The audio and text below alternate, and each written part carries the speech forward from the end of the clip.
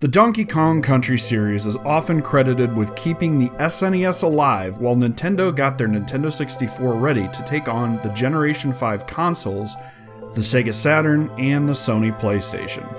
Well, the first two games anyway. Donkey Kong Country was met with critical acclaim due to the excellent gameplay and the mind-blowing graphics and sound.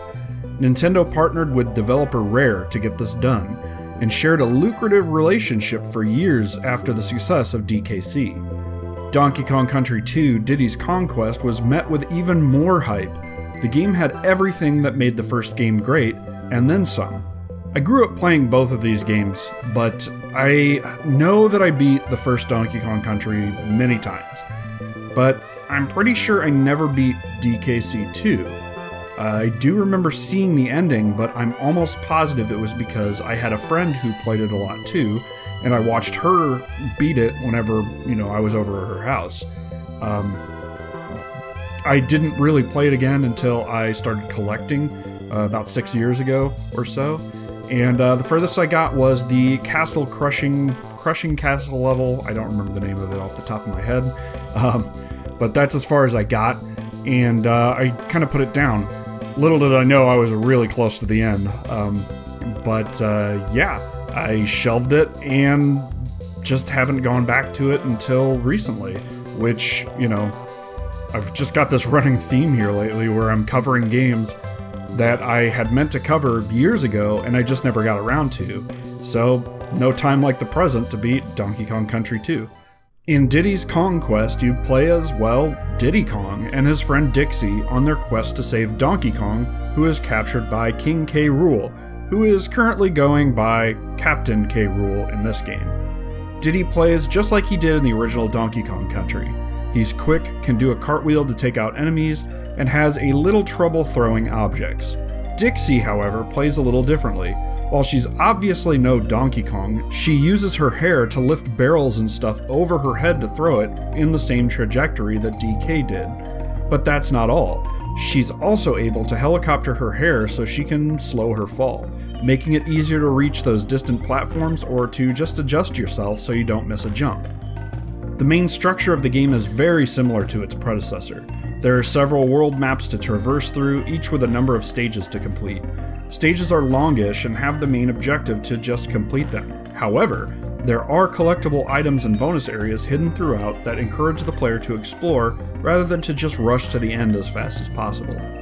Granted, you are certainly allowed to rush to the end of each level as fast as possible, and the game doesn't really punish you for that, but you'll miss out on extra lives and that sweet, sweet completion percentage. DKC 2 is an excellent sequel because it does everything a sequel should do. It takes everything that was great about the original formula and expands upon it. More stuff to collect, more levels to explore, more friendly animal pals to help you, more environments, enemies, and, well, just about everything. And it does all this without feeling like stuff was just crammed in for the sake of having more. Everything is thought out and implemented very well. For example, bonus areas don't seem to be hidden in places you'd never think to look like in the first game. Sometimes you'll get to a certain point in a level, you may see something that looks like an exit to an alternate route. So next time you come back, you may search for the entrance, and you'll find some kind of bonus area or extra lives or a DK coin maybe. Diddy's Conquest just feels more intuitive by comparison to DKC 1. Even the presentation and graphics have been kicked up a notch. Bonus levels have a very short intro screen that tells you what your task is to win the prize. Levels throughout the game have a much more robust theme. You're not just trekking through jungles and ancient ruins and caves like in the first game. A lot of that is here, but you're also taking on pirate ships, theme parks, giant hornets' nests, haunted houses, and they all look great with those awesome pre-rendered graphics, and other than a few pixels here and there, still hold up today. And if you liked the music in Donkey Kong Country 1, hold on to your ass because holy shit, composer David Wise is at his best here. The tracks are iconic, and some of the best in all of gaming. I'm not even a huge Donkey Kong Country 2 fan, and I listen to this soundtrack regularly. The graphics and sound just pull this together in an incredibly awesome atmosphere that I adore. The only real quibbles I have with DKC 2 are a few of the levels late in the game that force you to transform into your animal pals. Most of these types of levels aren't bad by any means. but a few of them are just so tough. The Hornet Hive level, where you have to descend and avoid the hornets as Quawks, the parrot, is kinda awful, I think. And Web Woods isn't necessarily a bad level, but Squitter creates those platforms just so slowly, and it just makes the whole level just incredibly lengthy and slow, and honestly, it's a little annoying to me. There are also a number of bonus levels that you can play through if you've collected enough Kremling coins. 15 will get you through the checkpoint manned by the gigantic Clubba, and behind the checkpoint are some super difficult levels that you need to beat to get the true ending to the game. I still haven't done this yet, but I may go back and do them eventually. I love the music in these jungle levels, and bouncing off rolling tires is a blast. Yeah, I should probably go back and do these soon, they're really good. All that said, Donkey Kong Country 2 is an elite tier game on the system. One of the best by far.